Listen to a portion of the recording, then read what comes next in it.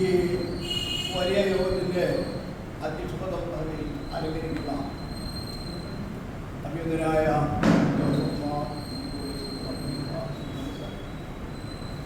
ഈ സ്ഥാപനത്തിൻ്റെ ഡയറക്ടറായിരിക്കുന്ന ഒരു ബഹുമാനപ്പെട്ട അജയ്,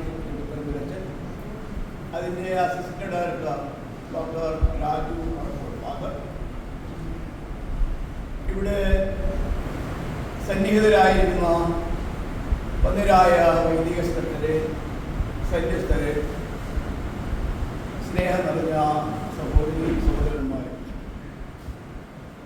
വളരെ സന്തോഷത്തോടു കൂടിയാണ് ഞാൻ ഇവിടെ നിൽക്കുന്നത്. ഞാൻ ഒരു ഗണിതശാസ്ത്ര അധ്യാപകൻ എന്ന രീതിയിലാണ് എൻ്റെ ജീവിതം ആരംഭിച്ചത്. എൻ്റെ പിതാവ് വന്യരായ മത്തായി കോർപ്പിസ്കോപ്പ, അദ്ദേഹത്തിൽ നിന്നാണ് സുറിയാനിയുടെ ആദ്യ പാഠങ്ങൾ പഠിച്ചത്, വളരെ ചെറുപ്പത്തിൽ തന്നെ. പിന്നീട് വൈദിക വൃത്തിയിലേക്ക് പ്രവേശിച്ചപ്പോൾ ആദ്യ സംരംഭം എന്ന നിലയിൽ മത്തായിയുടെ സുവിശേഷം 5, 6, 7 അധ്യായങ്ങൾ അത് കോപ്പി പേസ്റ്റ് ചെയ്ത് സുറിയാനിയിൽ ഓരോ വാക്ക് രേഖപ്പെടുത്തി അത് ട്രാൻസ്ലിറ്ററേറ്റ് ചെയ്ത് അതിൻ്റെ മൊത്തം പരിഭാഷ ഇങ്ങനെ ഒരു പുസ്തകം തയ്യാറാക്കി അത് വന്യനായ കണിയാമ്പറമ്പിൽ കോർപ്പിസ്കോപ്പ അച്ഛനെ കാണിച്ച് വലിയ തവണ തിരുവല്ലായിൽ സന്ദർശിച്ച് തിരുത്തലുകൾ നടത്തി. ശ്രേഷ്ഠ കാതോലിക്ക ബാവ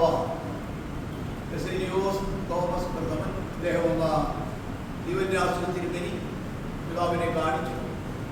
രണ്ടുപേരുടെയും അനുഗ്രഹാശികളോടുകൂടി ആ പുസ്തകം 2001 പ്രകാശനം ചെയ്യുമ്പോൾ അന്ന് അതൊരു സംഭവമാണ്. കാരണം സുറിയാനി ഒരു മൃത ഭാഷ പോലെ തന്നെ ഇനി അത്ര ആവശ്യമില്ല എന്ന രീതിയിൽ ചിന്തിച്ചുകൊണ്ടിരുന്ന ഒരു കാലമായിരുന്നു അത്. ഇങ്ങനെ പുസ്തകം പ്രകാശനം ചെയ്ത് കഴിഞ്ഞപ്പോൾ ബാവ എന്നോട് കൽപ്പിച്ചു സീരിയുമായി ഒന്ന് ബന്ധപ്പെടുന്നത്.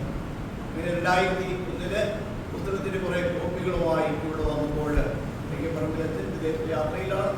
ബഹുമാനപ്പെട്ട പണിക്കരച്ഛൻ സ്വീകരിക്കുകയും പുസ്തകത്തിന്റെ കോപ്പികളെ ലൈബ്രറിയിലേക്ക് സ്വീകരിക്കുകയും അന്ന് രാജുവിന് അന്യമായിട്ട് കാണുന്നത്.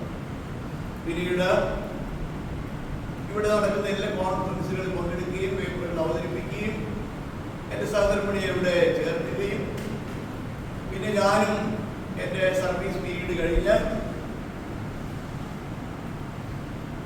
MA ഇവിടെ ചേരുകയും രാജ്യത്തിൻ്റെ ഒരു ശുചിത്വം സ്വീകരിക്കുകയും ഇവിടെ എല്ലാ കാര്യങ്ങളിലും ബന്ധപ്പെടുകയും പരിചയപ്പെടുകയും ഒക്കെ ചെയ്തതിൻ്റെ ഒരു പൂർത്തീകരണമാകുന്നു കോംപ്രിഹെൻസീവ് ടാബുലർ സ്ഥിതിഗ്രാം.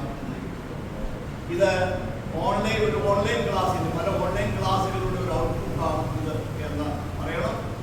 2000 കോവിഡ് കാലത്ത് ആരംഭിച്ച് പല ആവർത്തി ക്ലാസ്സുകൾ നടത്തി കുട്ടികളുടെ അവരുടെ അഭിപ്രായങ്ങളൊക്കെ സ്വീകരിച്ച് ആണ് ഈ പുസ്തകം തയ്യാറായത്. എൻ്റെ മകൻ മാത്യു സെക്രട്ടറിയായിട്ട് ഒരു വലിയ ആഗ്രഹമാണ് തൻ്റെ പിതാവ് ഇതുപോലെ ഒരു വർക്ക് ചെയ്യണത്.